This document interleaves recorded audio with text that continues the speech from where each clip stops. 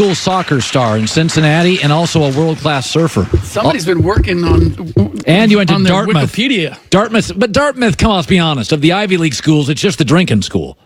Yeah. So, and? I'm not saying it's Work hard, play hard was the motto there. Listen, that's my life mantra. It's great to see you. We were saying this earlier about Westbrook. Take last night away. What he does, he's a remarkable, relentless athlete. Yeah. But rent is due on the postseason. Regular season writers are looking for stories. He's a story provider. That's the undercard. The main event, the pay-per-view in the NBA is the postseason. If they get bounced with all that talent, I mean, Paul George is an MVP, Steven Adams a real player, Grant's a real player. Is there kind of a rent's due on some playoff wins for him? This has been a transition year for him. So for me, no, the rent is not due. Now, a lot of it's going to depend on who they're matched up with. If they end up in the first round against the Golden State Warriors, done.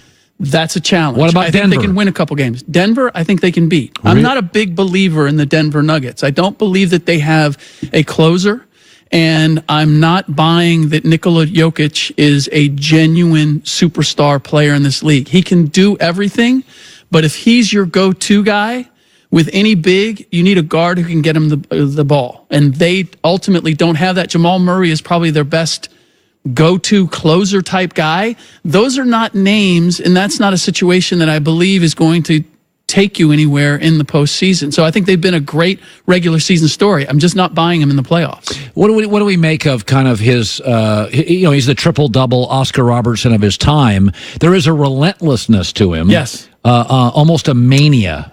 There has been, and we saw it again last night. The emotional Russ Westbrook. And I can go all the way back to when they played Miami in the finals. Watching him on the court, it was like a struck tuning fork. There was so much energy coming off Russ, and this was before the first game. I was like, there's no way he can sustain this.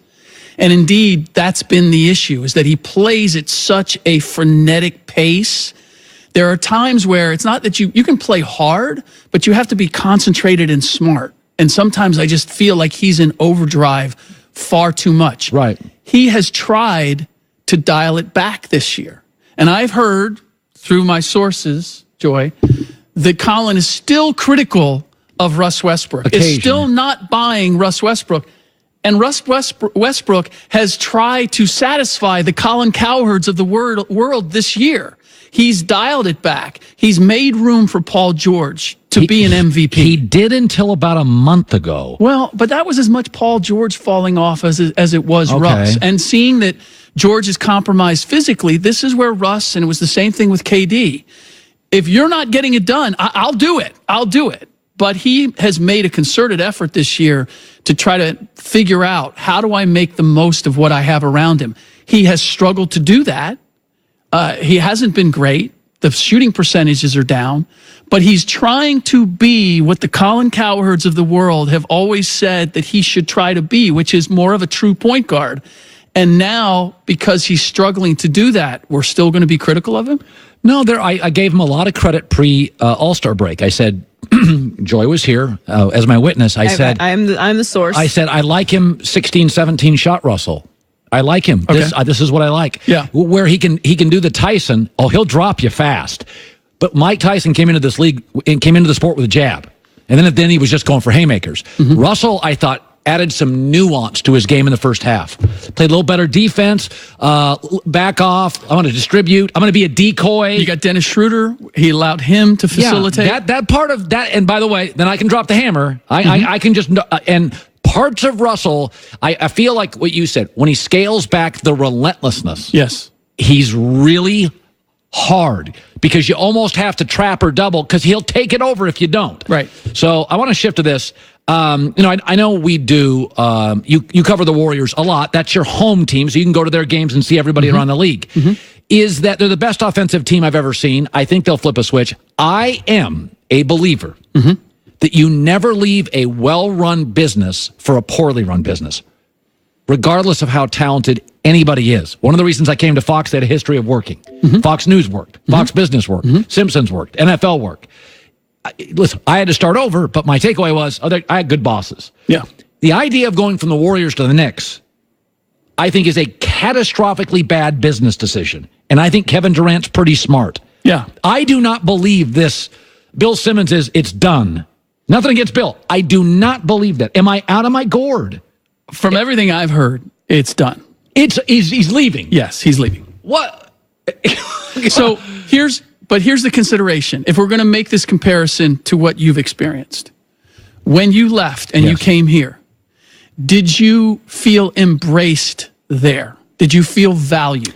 I did. I was more worn out by just the systematic, the giganticness of the company. I wanted to have a little more, be more nimble, more sailboat than aircraft carrier. Okay. So I had no problems with that management. I just wanted to be free and fast and nimble and do my own thing. Does he not like Steve Kerr? No, it's not a matter of not liking or appreciating what he has.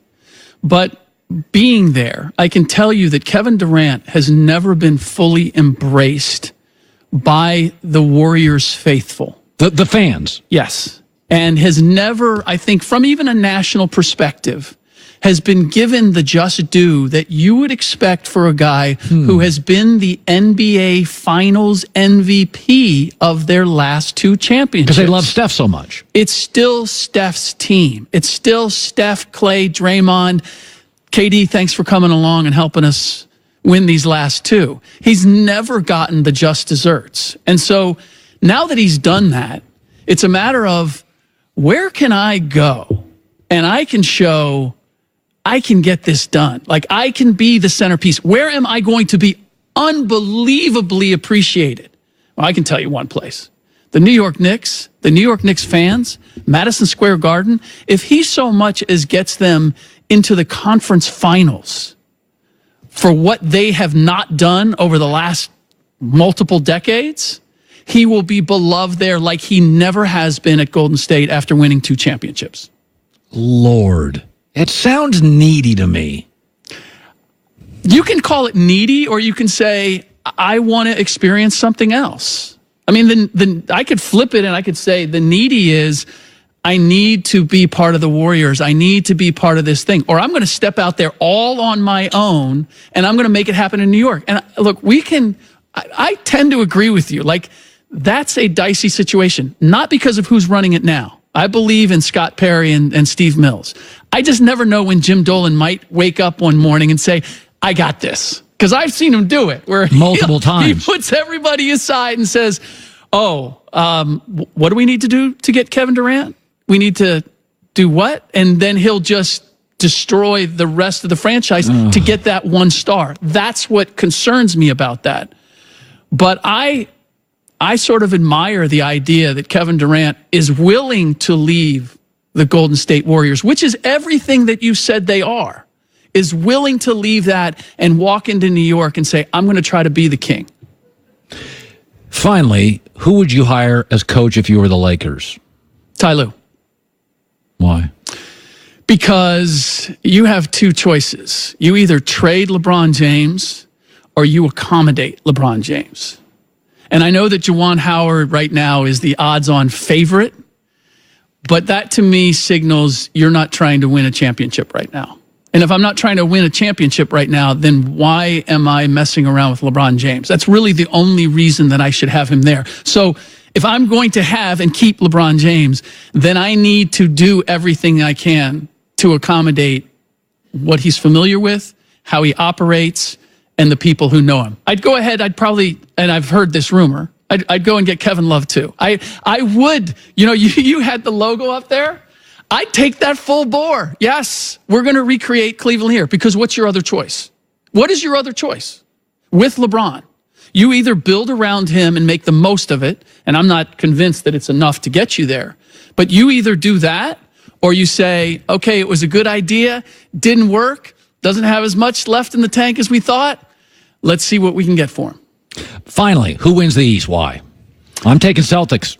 I've taken Celtics from the beginning of the year. To me, they have everything they need. Everything. Coach, depth, scoring at the front court, back court. If you're a believer, and I like your consistency here, if you're a believer that the Warriors are going to turn the switch when they get to the postseason, exactly. I'm not. But if you do, then you have to believe that the Boston Celtics can do the same thing. That's what I've said all year. I think players know the urgency of the playoffs. They put their pettiness and egos aside and say, this is where I get my shoe deal. This is when people watch. Everybody's watching now. It's not Tuesday in Denver. I think the Kyries and the Kevin Durants go, flip, okay, I'll be a good teammate. And this is when I think you put your pettiness aside for 7 weeks. I just can't say no to what they have every element you need. Everything. They have defense, they have depth, they have size, they can play small, they have a closer, they have experience, they have the whole kit. It's just a matter of, do they decide to utilize it to its fullest? Are you here tomorrow? I am here tomorrow. Yeah, let's bring him on tomorrow over first hour. This was fun. I don't know what your schedule is. I'm here for you. By the way, I couldn't figure out why I always get hungry when I come on this set. My favorite burger places have this same kind of motif here. What's the burger I'm place? not I'm giving away free advertising. Okay. But, hey, by the way, we got surfing here too. Is that right? Yeah. Are we going out? You and me? You're a big surfer guy. You and me? Oh, I'm not going to do it. I body surf.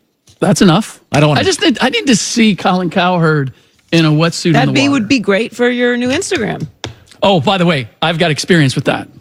I have a daughter. She now vets what I put on Instagram. Smart. Cringy is the word that came up a lot. Ric Bucher, good stuff.